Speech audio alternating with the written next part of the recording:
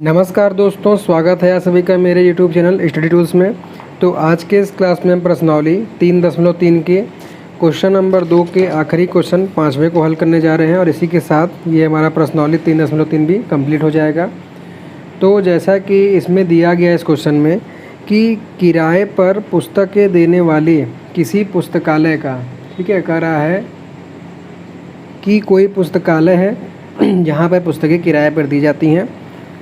किसी पुस्तकालय का प्रथम 3 दिनों का एक निश्चित किराया है। मतलब कह रहा है कि अगर आप किताब लेंगे तो 3 दिनों तक, चाहे आप अगर 3 दिनों तक उसका एक फ़िक्स किराया है, ठीक है, 3 दिनों तक उसका एक फ़िक्स किराया है तथा उसके बाद प्रत्येक अतिरिक्त दिन का अलग किराया है। मतलब तीसरे के बाद जो अगला दिन आएगा उसका प्रत्येक दिन का एक अलग किराया फ़िक्स किया गया है। फिर क्या कह रहा है कि सरिता ने 7 दिनों तक एक पुस्तक रखने के लिए 27 रुपये अदा किए, जबकि सुशी ने एक पुस्तक 5 दिनों तक रखने के लिए 21 रुपये अदा किए। नियत किराया तथा प्रत्येक अतिरिक्त दिन का किराया ज्ञात कीजिए। ठीक है, तो इस क्वेश्चन में क्या हमें कह रहा है कि नियत किराया ज्ञात करना है और उसके साथ साथ जो एक्स्ट्रा माने 3 दिन के बाद जो अगला दिन आएगा, चौथा दिन, 5वां दिन, तो प्रत्येक एक दिन के लिए क्या किराया रखा गया है वो दोनों हमें ज्ञात करना है इसमें। तो हम मान लेते हैं, तो इसमें हमने मान लिया कि जो हमारा नियत किराया है 3 दिन का, वो हम मान लेते हैं कि नियत किराया बराबर x रुपये हो जाएगा। तो नियत किराया बराबर मान लेते हैं कि x रुपये। और फिर उसके बाद 3 दिन के बाद जितने दिन बढ़ते जाएंगे प्रतिदिन का अतिरिक्त किराया जो हो जाएगा, प्रतिदिन किराया लिख दें या अतिरिक्त प्रतिदिन का किराया बराबर हम मान लेते हैं y रुपये। तो ये हमने दोनों किराया मान लिया। अब उसके बाद क्वेश्चन में क्या कह रहा है कि सरिता ने 7 दिनों तक एक पुस्तक रखने के लिए 27 रुपये अदा किए। तो देखिए, इसमें बात की गई है कि सरिता ने पुस्तक को 7 दिनों तक रखा है। तो प्रश्नानुसार 7 दिन में 3 दिन तक का तो किराया फिक्स है, तो इसमें यक्स तो आएगा ही। अब यक्स के बाद कितने दिन एक्स्ट्रा बच रहे हैं? 4 दिन। 3 दिन निकाल दिए, 7 में से 3 घटाया, 4 बचा। 4 दिन और एक दिन का किराया है y रुपये। तो यक्स प्लस 4y बराबर हो जाएगा 27 रुपये। जैसा क्वेश्चन में कहा गया है कि सरिता ने 7 दिन के लिए किताब लिया है, तो 3 दिन का किराया x रुपये और उसके बाद जितने भी दिन आगे बढ़े, 4 दिन आगे बढ़े हैं, तो उसको हम y से गुणा कर दिए, तो x प्लस 4y बराबर 27 हो गया। तो इसको हम मान लेते हैं कि ये समीकरण 1 है। अब उसके बाद क्या कहा गया है इसमें कि दूसरा, इसमें सुशी ने एक पुस्तक 5 दिनों तक रखने के लिए 21 रुपये अदा किया। तो जब सुशी की बात करें तो सुशी ने पुस्तक ली है 5 दिनों के लिए, तो पहला जो 3 दिन आएगा, 3 दिन का किराया x, ये तो निश्चित ही रहेगा। अब 5 में से 3 घटा देंगे तो शेष अलग दिन जो बचे हो गए 2। एक दिन का किराया y रुपये है, तो 2 दिन का 2y बराबर हो जाएगा 21 रुपये के। तो इस तरीके से हमारा समीकरण 1 और समीकरण 2 दोनों बन जाता है। तो अब जैसा कि इसको हम विलोपन विधि से हल कर रहे हैं, तो विलोपन विधि से हल करने के लिए दोनों चरों में से किसी एक चर को हमें बराबर करना पड़ेगा और इसके गुणांक भी बराबर होने चाहिए। तो यहाँ हम देख रहे हैं इसके गुणांक भी बराबर है और दोनों चर भी बराबर हैं, और इसका चिन्ह अगर बराबर है तो हम क्या करेंगे कि समीकरण 1 में से समीकरण 2 को घटा देंगे हम। तो समीकरण 1 में से 2 घटाने पर, तो जब समीकरण 1 में से समीकरण 2 घटाएंगे तो समीकरण 1 दिया है x प्लस 4y बराबर 27 और अगला समीकरण दिया है x प्लस 2y बराबर 21। तो इसको जब हम घटाएंगे तो नीचे वाले का चिन्ह बदल जाएगा, तो ये माइनस हो जाएगा, ये माइनस फिर भी माइनस। तो यहाँ पर ये माइनस से माइनस, x से x तो कट गया। उसके बाद 4y में से जब 2y हम घटाएंगे तो हमारा आएगा 2y प्लस में बराबर 27 में से 21 घटाने पर 6 आ जाएगा, और यहाँ से y का मान निकल के आ जाएगा 6/2 और 2 तिहाई 6। तो y का मान आ जाएगा 3 रुपये। 3 आ गया, अभी रुपये नहीं मानेंगे।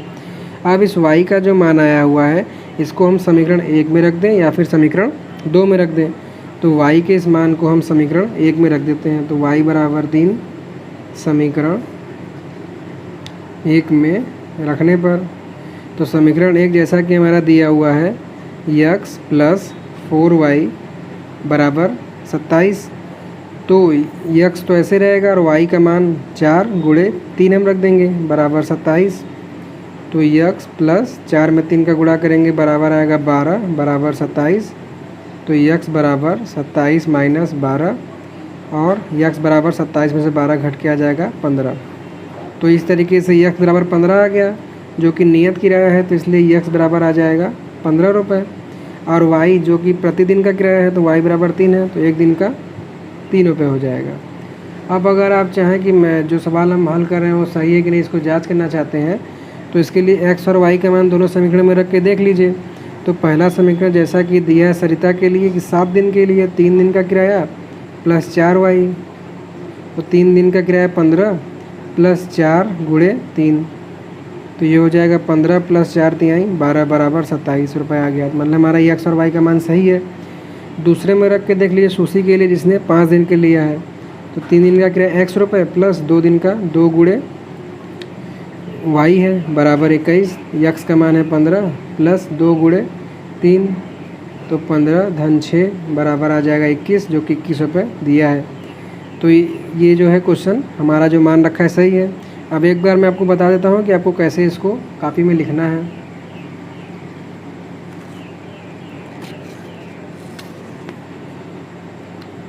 तो जैसा कि आप देख रहे हैं इस क्वेश्चन में हमें नियत किराया और प्रत्येक अतिरिक्त दिन का किराया निकालना है। तो हम मान लेते हैं कि जो नियत किराया है वो x रुपये है और प्रत्येक अतिरिक्त दिन का किराया हम मान लेते हैं y रुपये है। तो जैसा कि पहला शर्त दिया गया क्वेश्चन में कि सरिता ने किताब को 7 दिनों के लिया और उसने 27 रुपये दिया, तो 7 दिनों में 3 दिनों का किराया जो है वो तो फिक्स है।